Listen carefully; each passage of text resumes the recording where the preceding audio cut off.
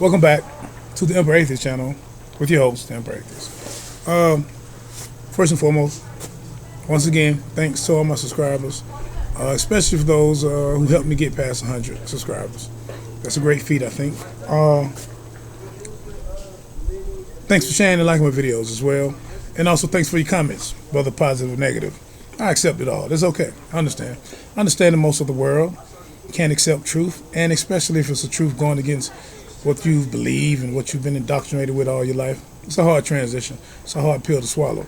But just get you a big ass cup of water so you can swallow these pills. You need a real big cup of water. Today's topic is the stupidity and ridiculous idea of the Adam and Eve story of the Bible. Yeah, I kind of come back and I'm going to revisit the stories of the Bible from time to time. But I mean, just think about it. I mean, when you read the first few chapters of Genesis, I mean, wow. It's like when you get to the story of Adam and Eve and how God made them, they were already made adults, and how stupid they were. It seemed like after you get past that story, it just seemed like, just for the sake of logic and reason, you probably would want to just put it down and wouldn't even want to read any further, because it's like, it doesn't make any more damn sense. After that story, it seems like the author loses all fucking credibility. But people still read it and they believe it. But just think about this. And I'm going on basically Abrahamic theology, through Abrahamic religions, which I always speak on, Judaism, Christianity, Islam, and what they believe about this Yahweh or Allah or whatever. They believe that he's all-knowing, omniscience, all-powerful, omnipotent, and so forth. Just think about this Adam and Eve story for a minute. You have an all-knowing God. All-knowing. All-knowing means that no knowledge can compass this God. This God knows everything.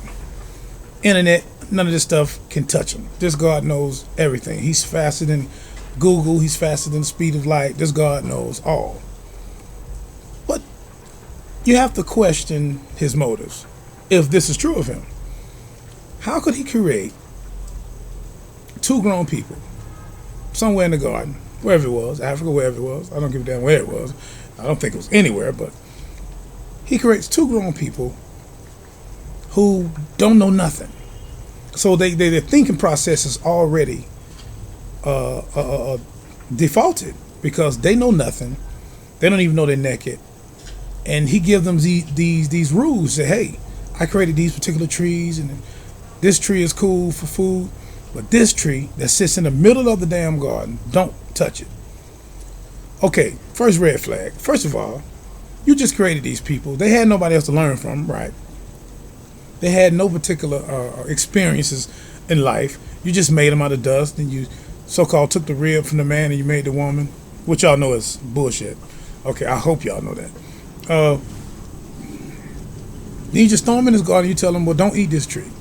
You don't tell him shit about the damn serpent that's in the garden. You don't warn him. You don't do none of that shit. And you stick him in the damn garden, and you tell him don't eat of this tree. Why in the fuck did you put the tree there? And Christian preachers and say, well, you wanted to give them a choice. They didn't have a thinking process to know the difference between right and wrong. So why in the fuck would you blame them? So they eat of the tree. Eve runs into this serpent, and the serpent tells her, oh no, you can eat of the tree. There's nothing wrong with the tree. She said, well, no, what God told us, that we eat of this tree, that we would die. And he said, and the serpent told her, no, you won't die. He said, but he said that God knows that the day that you eat of this tree, your eyes will become open, and you will become as gods. The term used in that particular Hebrew verse is Elohim. And this is the serpent talking, which basically, when you keep reading this bullshit, you see that actually the serpent actually told them the truth. He said that their eyes will become open and they will become as gods. Well, that was actually the truth that the serpent told them. So, but anyway, God comes back, saying, he's mad, and he asks Adam and Eve, hey, what happened? Why y'all got on clothes? Why you trying to hide? He be like, because we were naked. And he's like, who told you we was naked? Now, I'm going to stop right here. First of all, why would God have to come back and ask Adam anything if he was all-knowing? Shit don't make sense. It don't add up. Then he gets mad after Adam told him, snitched on Eve and said, hey, well, the woman that you gave to me, and I spoke about this before, and she said that the woman that you gave to me, she made me eat of the fruit. So Adam basically snitches on Eve, blah blah blah blah, and Eve passed the blame on to the serpent. So I guess all three of them is there for this conversation, and God sends down his punishment decree, or what He's gonna do to all three of them. And you know what He tells Adam? He's gonna make him a tiller of the ground and all this dumb shit. And He told Eve that since you done this, then I'm gonna make your pregnancy hard and all this shit. And then He told the serpent, you're gonna be on the earth, on your belly, on the dust the rest of your days. So all this dumb stuff, which was basically written by cavemen. You could tell the Bible, when you actually look at the story, it wasn't written with any logical reasoning capability whatsoever. It was just a story that ancient men thought of in their mind, and they ran with it, and it sounded good to them, and obviously it sounded good to me as people today because they believe this bullshit. But you got to think, questioning the God part of it, the God hypothesis. How could a God be angry at two grown adults that had no life experience before? How could He be angry at them for making this mistake? When, first of all, you say He's all-knowing, which means that He already knew that this was going to happen before it happened. So why would He actually get angry? Why would He show emotions of anger and actually pass down punishments to these people? It doesn't make sense. Y'all got to think about this stuff. This stuff doesn't add up. I don't know. And then you go further. You go further to Abel and Cain killing Abel because Abel gave this, I guess, a better gift to God, and Cain was jealous of him. So Cain kills him. God says, "Where's your brother?" Cain says, "I'm not my brother. I'm my brother's keeper." But then He protects Cain. Cain goes off into a city with his wife. The Bible doesn't explain where his wife come from. Of course it doesn't, because the authors didn't think about none of that shit. They just was writing. They was writing like a fucking storyline. So they just said, hey, Cain got his wife, went off to the land of Nod, had their first son, and God protected him. God protected him after he killed his brother. So you got to think about this. Before the law of Leviticus, and before the Ten Commandments, thou shalt not kill, God actually allowed murderers to be protected. He allowed killers to be protected because He protected Cain, because He said that if anybody messes with Cain, He put a mark on him. And why was that mark put on Cain? Because obviously, wherever Cain was going to go, there was going to be people who already was there, who already knew that he killed his brother. So God protected him from not being punished for killing his brother, but yet He punished Cain's mother and father for eating the fruit off a tree. Now, it don't add up. You got to think about this. You punish Adam and Eve for simply getting tricked by a serpent who you didn't even warn them about, but you don't punish Cain for murder.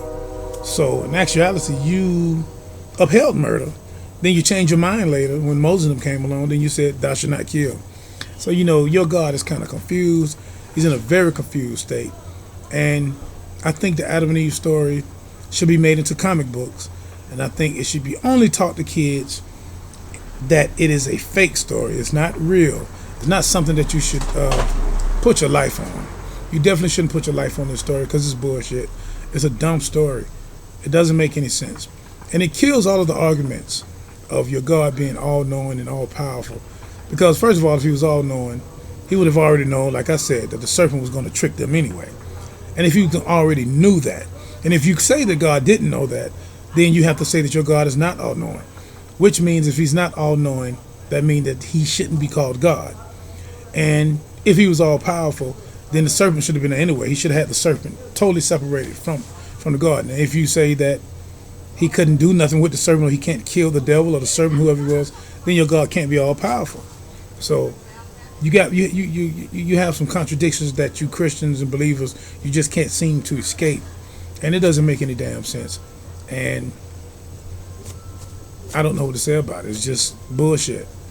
So I'll just make that video about that because I just think it's a dumb story that I think we should kind of keep revisiting, because it's like when we talk about Christian logic, you have to think, like, what exactly is Christian logic? Like, do you actually have to read past the book of Genesis to realize that this book is some bullshit? So I don't know. we talk about logic, and I see a lot of arguments where theists try to argue from Christian logic and claim that atheism is illogical. And of course, the arguments like just have no logic themselves. They're logical fallacies themselves. It's almost like, I don't know if y'all familiar with the God of the Gaps argument. It's like, well, somebody did it. The earth is here, the world is here, the sun is here. Somebody did it. God had to do it, and that's not a logical position to take, because there's a lot of things we didn't know scientifically just 50 years ago, and we know now. Things we didn't understand about gravity. Scientists back then said, well, it must have been God, or it's God of the gaps. So, in other words, anytime that man don't understand something about his universe or about his beginnings, then God must have did it. So things like the Bible and the Quran, these things help fill the gaps or fill the void of this God of the gap. So it's like something that humans feel like they need, instead of thinking on their own, using their own logic and reason. And it's not a good thing to me. But hopefully the future is going to be brighter for more free thinkers, for more atheists, for more agnostics, to question these bullshit books and to just call them out on it. If you believe that this God is the God that created the universe and did this, then you should prove it. Because it's all about a question of epistemology, really. It's an epistocracy, meaning if you're claiming that this God is real, then this is something that you're saying that and you should prove it. The burden of proof is on you to prove it.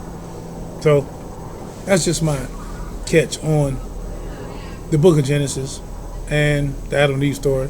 Maybe if they take that story out of the Bible and just jump right into Exodus, it might make more sense. It might make more sense, because you actually, just from the rip, man, you make a fool out of yourself with that story alone. With the garden story, I don't have to go any further. I don't have to talk about whales swallowing people or talking donkeys with Balaam. I don't have to go any further than that. Just the Garden of Eden story makes no damn sense. So, once again, man, thanks for liking my videos. And sharing. Christmas coming up. Yep, Christmas coming up. Another pagan holiday. This join to Jesus and all this other bullshit. But once again, thanks for watching my videos. I'm Emperor Atheist. I'm out.